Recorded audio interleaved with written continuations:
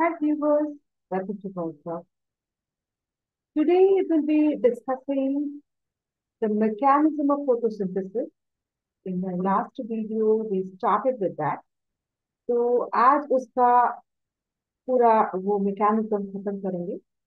तो इससे पहले मैं आप लोगों को रिक्वेस्ट करना चाहती हूँ कि अगर आप इस चैनल को सब्सक्राइब नहीं किए हैं या फिर नया ज्वाइन किए हैं तो प्लीज सब्सक्राइब कर लीजिए और नोटिफिकेशन बेल भी क्लिक कर लीजिए ताकि जैसे ही नया वीडियो अपलोड होता है आप लोगों को नोटिफिकेशन मिल जाए।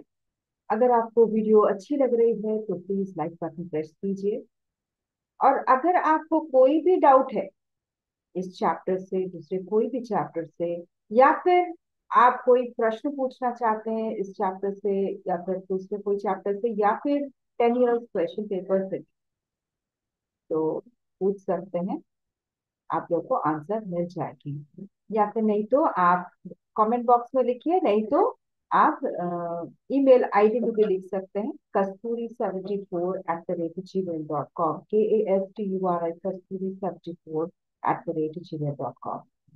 तो इसमें भी आप लिख सकते हैं। तो हम लोग भी शुरुआत करते हैं आज का सेशन। तो इससे पहले हम लोग थोड़ा सा मेडिटेशन करने के बाद ही शुरू करेंगे। तो इसके लिए हम लोग कॉन्सेंट्रेट करते हैं एक पॉइंट ऑफ लाइट के ऊपर। कोई भी बल्ब भी हो सकता है, कोई टॉर्च भी हो सकता है, कोई भी पॉइंट ऑफ लाइट इमेजिन कीजिए कि वो पॉइंट ऑफ लाइट से जो लाइट आपके ऊपर पड़ रही है वो सारे बदन को, सारे शरीर को उज्जवल बना रही है। आपके ऊपर जो प्रकाश पड़ रही है उससे आपकी बुद्धि और तेज हो रही है। आपके मन में कोई भी टेंशन, कोई भी चिंता कुछ भी नहीं है। पूरा हल्कापन महसूस कर रहे हैं आप। शांति अनुभव हो रही है।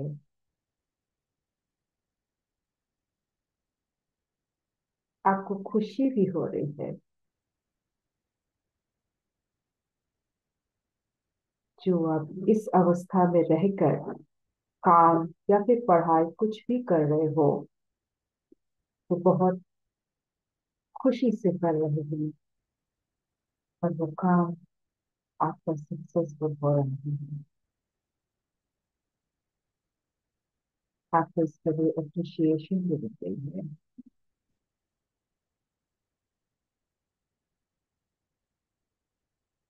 इसके लिए शुक्रगुजार है उस सोर्स ऑफ लाइफ की जिससे आपको इतनी एनर्जी मिल रही है। यही से हम लोग स्टॉप करते हैं और शुरू करते हैं आज का डिस्कशन।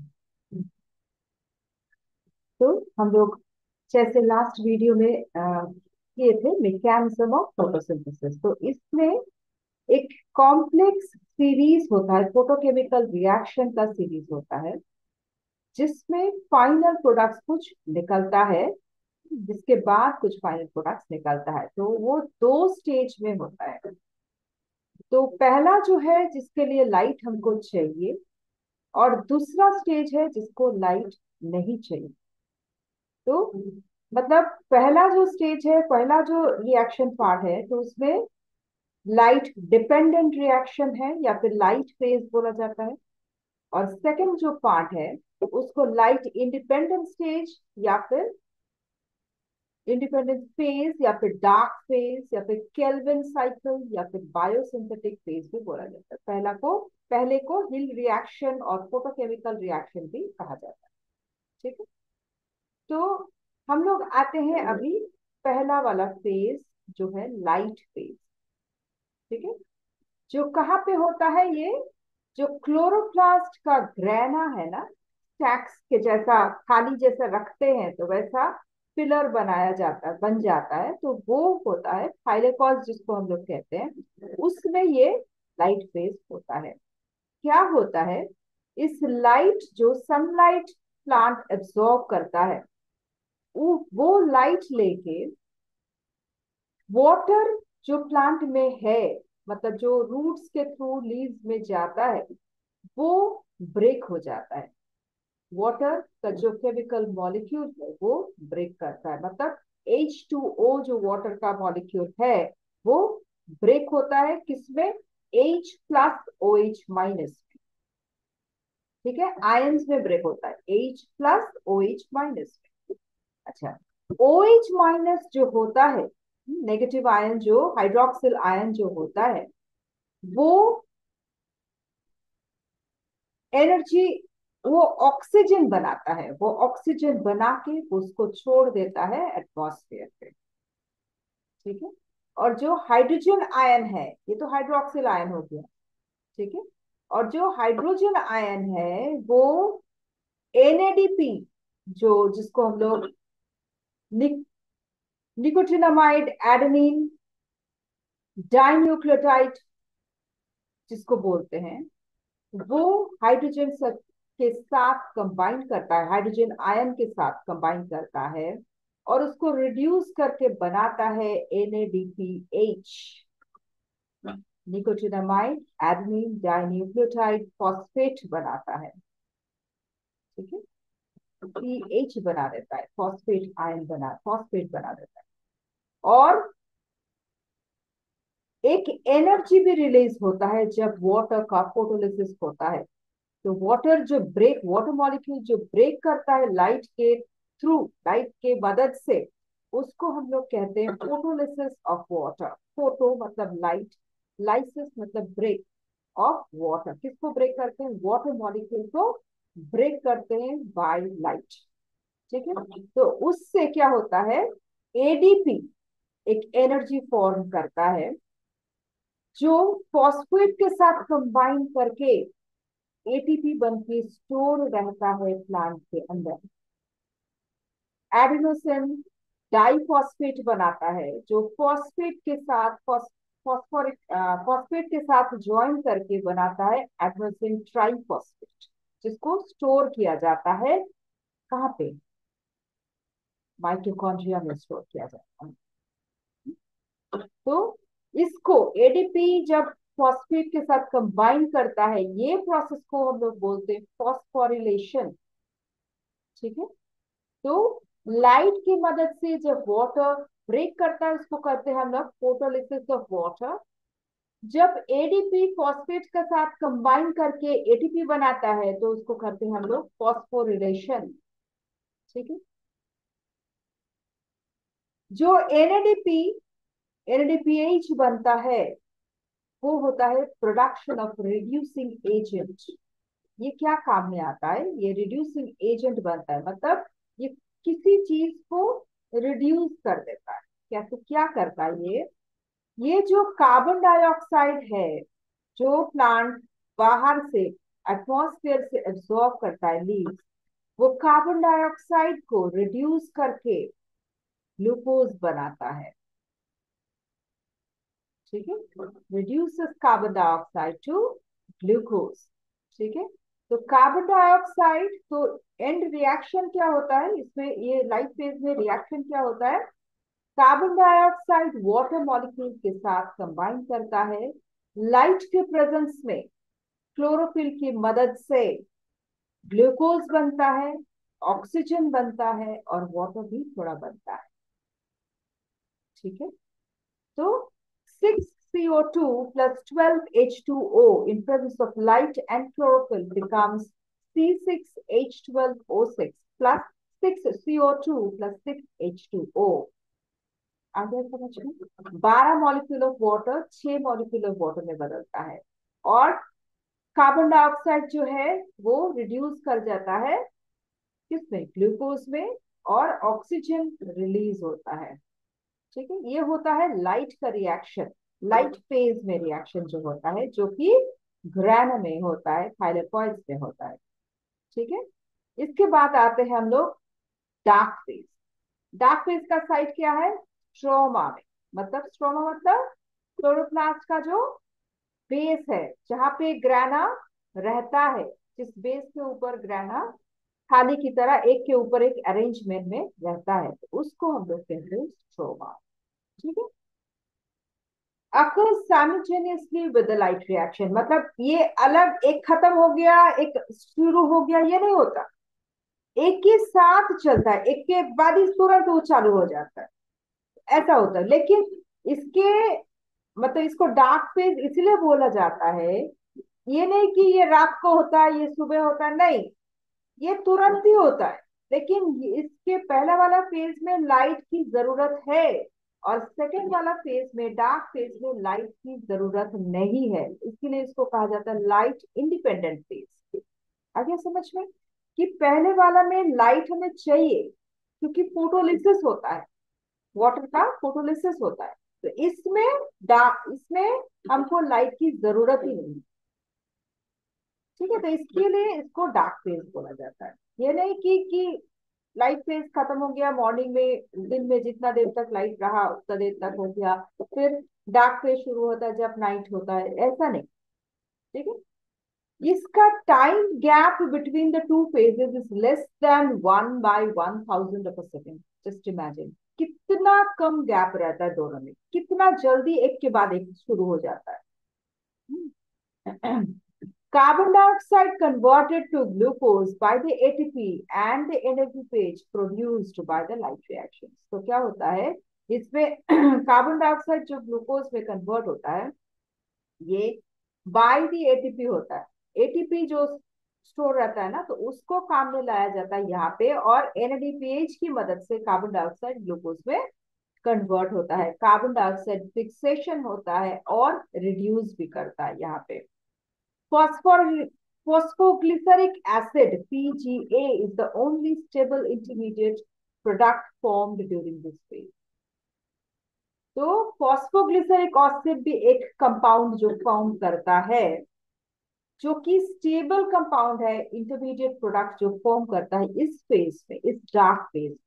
तो यहाँ पे क्या क्या होता है, लाइट रिएक्शन के तुरंत ही मतलब एकदम 1/1000 सेकेंड में स्टार्ट हो जाता है, तुरंत ये डार्क फेज स्टार्ट हो जाता है। कार्बन डाइऑक्साइड ग्लूकोज में जैसे उसमें कन्वर्ट हो रहा था, वो कन्वर्शन यहाँ पे होता है, वहां रिडक्शन एनएडीपीएच में होता है, और वो कन्वर्शन कार्बन डाइऑक्साइड तो ग्लूकोज में कन्वर्शन क्या होता है, यहाँ पे होता है, डार्क फेज में होता है। तो एटीपी की भी मदद भी वहां चाहिए, क्योंकि वो एनर्जी भी चाहिए उसको कन्वर्ट करने में, कार्बन डाइऑक्साइड को ग्लूकोज में कन्वर्ट करने में। यहाँ पे कार्बन डाइऑक्साइड फिक्सेशन होता है और रिडक्शन होता है टू ग्लूकोज, और एक इंटरमीडिएट प्रोडक्ट बनता है, स्टेबल इंटरमीडिएट प्रोडक्ट बनता है, उसको कहते हैं पीजीए और फॉस्फोग्लिसरिक एसिड। ठीक है। तो इसमें क्या होता है, मेनली फोटोसिंथेसिस में वाटर को ऑक्सीडाइज किया जाता है और कार्बन डाइऑक्साइड रिड्यूस होता है। हम लोग देखते हैं 12 molecule of water 6 molecule of water में बनता है, तो वहां पे क्या होता है, वाटर ऑक्सीडेशन होता है, क्योंकि हाइड्रोजन आयंस वहां पे कम होता है, तो क्या हो जाता है, ऑक्सीडाइज हो जाता है वाटर, और कार्बन डाइऑक्साइड कम हो जाती है। ठीक है, क्योंकि वहां पे हाइड्रोजन ऐड हो रहा है, तो इसीलिए इसको रिड्यूस किया जाता है, कार्बन डाइऑक्साइड को रिड्यूस किया जाता है और वाटर को ऑक्सीडाइज किया जाता है इस फोटोसिंथेसिस के दौरान। फिर inter conversion of glucose and starch, यहाँ पे क्या होता है, ग्लूकोज कभी स्टार्च में बदलता है, कभी स्टार्च ग्लूकोज में बदलता है, ऐसा होते ही रहता है प्लांट में। तो इसी को हम लोग यहाँ डिस्कशन करेंगे, कैसे बोलते हैं यहाँ पे, several glucose molecules are converted to one starch molecule। यहाँ पे ऐसा interconversion of glucose starch मतलब ऐसा होता है कि सेवरल ग्लूकोज मॉलिक्यूल एक स्टार्च मॉलिक्यूल में बदलता है, तो इसको पॉलीमराइजेशन बोलते हैं, conversion of many simple molecules, many simple molecules, simpler molecules to one complex molecule, तो इसको हम लोग बोलते हैं पॉलीमराइजेशन। तो यहाँ पे भी जैसे होता है, ग्लूकोज मॉलिक्यूल जो कि सिंपल शुगर्स है, उसको एक कॉम्प्लेक्स शुगर में बदल जाता है। बहुत सारा simple molecule, simple glucose molecule, simple sugar को हम लोग एक कॉम्प्लेक्स मॉलिक्यूल में बदलते हैं, तो इसको पॉलीमराइजेशन बोलते हैं। तो इस पॉलीमराइजेशन से glucose stored in the plant starch. ठीक है, तो पॉलीमराइजेशन के क्यों दरकार होता है, इसका क्यों जरूरत है, क्योंकि ग्लूकोज को स्टोर करने की जरूरत है प्लांट। डायरेक्टली वो ग्लूकोज बनता है स्टार्च में बदल जाता है ऐसा नहीं, और मतलब वो काम में आ जाता है फिर नहीं आता है तो स्टार्च में बदल जाता है, ऐसा नहीं होता है। कुछ देर के लिए वो स्टार्च में बदल जाता है ग्लूकोज बनने के बाद। तो कैसे होता है देखते हैं हम लोग। जो ग्लूकोज बन रहा है और ऑक्सीजन क्या होता है, रिलीज हो जाता है एयर में। ठीक है, हम लोग देखें कि ग्लूकोज बनता है, वाटर बनता है और ऑक्सीजन रिलीज होता है। तो ऑक्सीजन कहाँ पे रिलीज होता है, वाटर एयर में चला जाता है।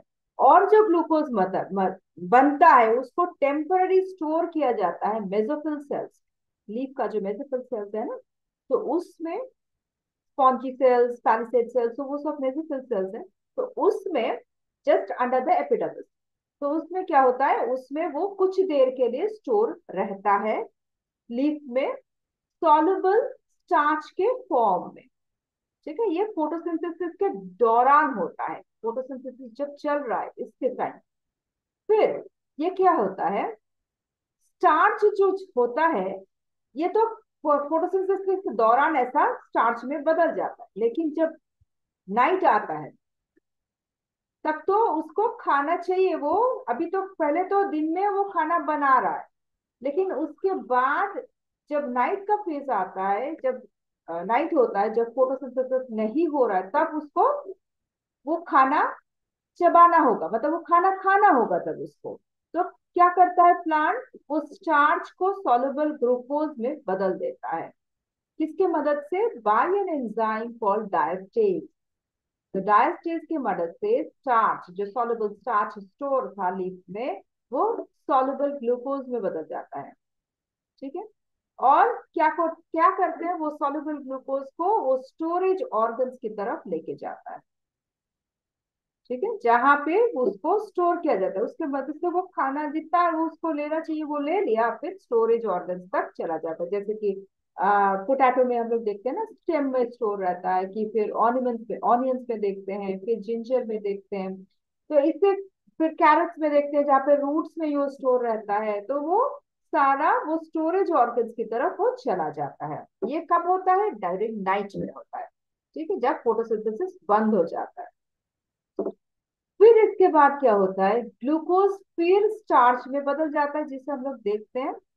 पहले स्टार्च ग्लूकोज में बदल गया, ये ये फिर ट्रांसलोकेट कर गया स्टोरेज ऑर्गन्स की तरफ। स्टोरेज ऑर्गन्स में जाके ग्लूकोज, जो सॉल्युबल ग्लूकोज था, वो स्टार्च में बदल जाता है ल्यूकोप्लास्ट की मदद से। ठीक है, और वो स्टोरेज टिश्यू में स्टोर रह गया। ठीक है, और जब भी चाहिए वो कन्वर्ट करता है ग्लूकोज में, प्लांट खाना खाता है, फिर जितना बचता है वो स्टोर करके रख देता है, ऐसा करते ही रहता है। तो दिस इज इंटरकन्वर्शन, और इसके लिए लाइट और क्लोरोफिल की जरूरत नहीं होती है। ठीक है, ये इंडिपेंडेंट रहता है लाइट और क्लोरोफिल, तो इसमें लाइट और क्लोरोफिल की जरूरत नहीं है। It can occur in any part of the plant, कहीं पे भी ये स्टोर करके रख सकता है।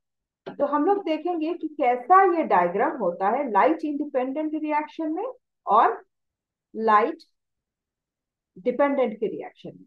देखिए, हाईली सिंप्लीफाइड फॉर्म में किया गया है इसमें। लाइट की मदद से वाटर ब्रेक होता है, ऑक्सीजन, हाइड्रोजन और एनर्जी निकलता है। तो ये ऑक्सीजन जो बनता है वो ऑक्सीजन रिलीज कर जाता है एयर में। ये पहले तो हाइड्रोक्सिल आयन बनता है, तो उसके बाद ये ऑक्सीजन बनता है। ठीक है, फिर हाइड्रोजन करता है क्या, एनएडीपी के साथ कंबाइन करके एनएडीपीएच फॉर्म करता है, और जिसको डार्क रिएक्शन में बाद में काम में आएगा। और एनर्जी जो है वो एडीपी एडीपी के साथ फॉस्फेट कंबाइन करता है और एटीपी बनाता है, ये फॉस्फोरिलेशन होता है। और फिर इसको भी आपको चाहिए बाद में, जहाँ पे डार्क फेज में होता है।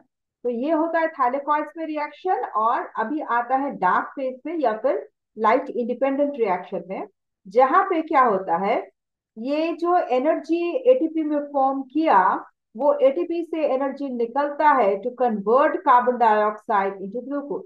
वो एनर्जी उसको चाहिए। और जब एटीपी में एटीपी जब एनर्जी रिलीज करता है तो वो एडीपी में फॉर्म कर जाता है और फॉस्फेट आयन रिलीज हो जाता है। आ गया समझ में?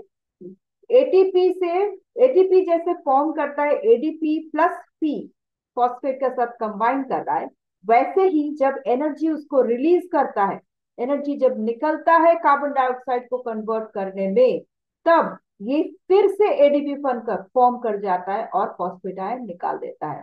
अब ये एनर्जी कार्बन डाइऑक्साइड को एनएडीपीएच के मदद से ग्लूकोज फॉर्म करता है।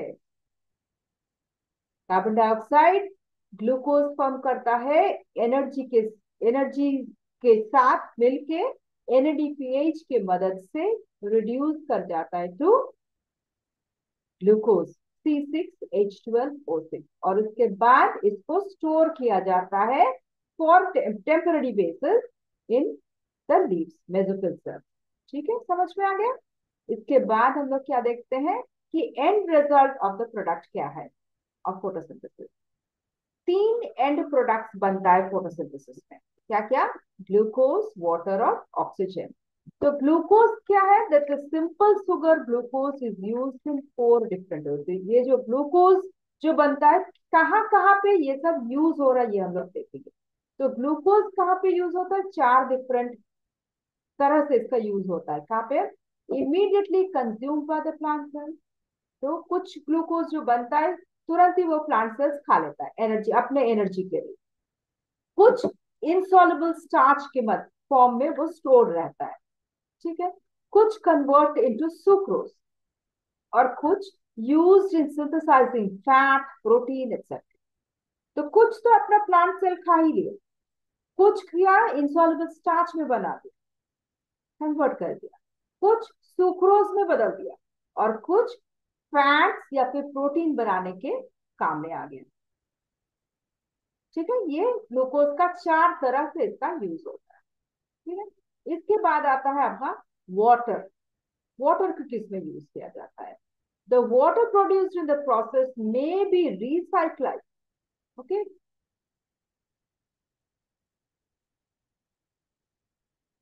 इन the continuance of the photosynthesis. तो ये जो वाटर जो निकलता है वो फिर से फोटोसिंथेसिस के काम में आ जा सकता है, उसको यूटिलाइज किया जाता है। फिर ऑक्सीजन, ऑक्सीजन जो निकलता है उसको क्या किया जाता है? उसको हम लोग may be used in the respiration in the leaf cell, that is photo respiration we call it. ठीक है, तो उसको ऑक्सीजन अपना जो निकलता है वो उसको प्लांट खुद ही अपना ब्रीथ करने में उसको लगा दे सकता है। मतलब उसको अपने को अपना रेस्पिरेशन के लिए वो लगा सकता है, फोटो रेस्पिरेशन बोलते हैं इसको। और बट मे और मेजर पोर्शन जो होता है इसको रिक्वायर नहीं करते और उसको एटमॉस्फेयर में रिलीज कर देता है थ्रू द स्टोमेटा, जो कि पूरा जितना सारा लिविंग ऑर्गेनिजम्स है उसको काम में आता है, उसके काम में आता है। इवन प्लांट को भी आता है काम में ड्यूरिंग नाइट, जब ये फोटोसिंथेसिस नहीं होता है तब ये प्लांट भी ऑक्सीजन लेता है। तो ये क्या करता है, थोड़ा तो अपने लिए रख लेता है, वो अपना यूज कर लेता है फोटो रेस्पिरेशन, मतलब फोटोसिंथेसिस चल रहा है तभी वो ऑक्सीजन में ऑक्सीजन को काम में कर लिया, तो वो फोटो रेस्पिरेशन हो गई। मेजर पोर्शन ऑक्सीजन रिलीज कर दिया एटमॉस्फेयर में। जब एटमॉस्फेयर रिलीज करता है तो किस लिए रिलीज करता है? ताकि सारे जितना भी लिविंग ऑर्गेनिजम्स है सब उसको ले सके, ब्रीदिंग के लिए ले सके, रेस्पिरेशन के लिए ले सके। इवन प्लांट भी उसको लेता है, कब? ड्यूरिंग नाइट, जब फोटोसिंथेसिस नहीं होता है। आ गया समझ में? इसके बाद क्या होता है?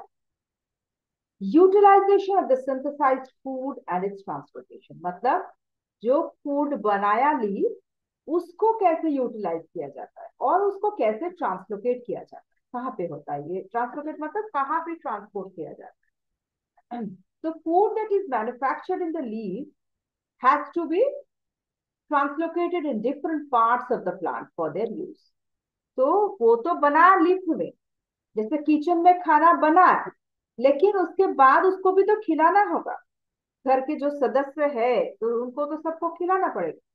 तो वैसे ही हम लोग लीफ में, मतलब प्लांट लीफ में खाना बना रहा है, लेकिन दूसरे जो पार्ट्स है उसको भी तो खाना पहुंचाना है। तो उसके लिए उसको ट्रांसलोकेट करना पड़ता है, ट्रांसपोर्ट करना पड़ता है। The glucose found very rapidly during photosynthesis cannot be transported to the other parts with the same speed. मतलब इतना स्पीड से फोटोसिंथेसिस के टाइम ग्लूकोज बनता है, तो उतना स्पीड से वो ट्रांसपोर्ट नहीं कर पाता, उनका हटा नहीं पाता, तो कुछ देर के लिए उसको स्टोर करके रखता है। तो कैसे स्टोर करेंगे? उसको इनसॉल्युबल स्टार्च में बना के लीफ में ही कुछ देर के लिए स्टोर किया जाता है, मतलब मेसोफिल सेल्स में कुछ देर के लिए उसको स्टोर किया जाता है।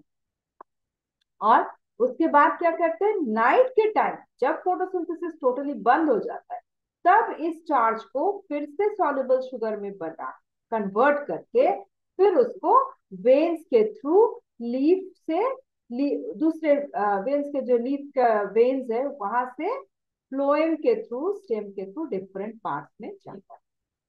स्टेम के अंदर जो फ्लोएम है वहां से फिर डिफरेंट पार्ट्स में ट्रांसपोर्ट करता है। ठीक है। Then it can be converted, it may reconvert into starch for storage. ये जो ग्लूकोज जाता है फिर दूसरे पार्ट्स में नाइट के टाइम, फिर वहां जाके जितना यूटिलाइज किया तो ले लिया, जो खाना खाना चाहते दूसरा पार्ट्स तो वो ले लिया, फिर उसको स्टार्च में कन्वर्ट करके स्टोर करके रख दिया। कहा किस लिए? To produce energy for various functions in the plant. तो बाद में उसको, जैसे एनर्जी के लिए उसको चाहिए ना खाना, तो वो तब उसको यूटिलाइज करेगा बाद में, जब जिसको जिस जिस फंक्शन के लिए चाहिए, जिस पार्ट को चाहिए तो तब करता है, नहीं तो वो स्टोर रह जाता है। ठीक है, समझ में आ गया? कोई भी अगर डाउट हो तो प्लीज कमेंट बॉक्स में लिखिए, और नहीं तो आप ईमेल आईडी में भी लिख सकते हैं, kasturi74@gmail.com में। ठीक है। और अगर आपको ये वीडियो पसंद आती है तो लाइक बटन प्रेस कीजिए।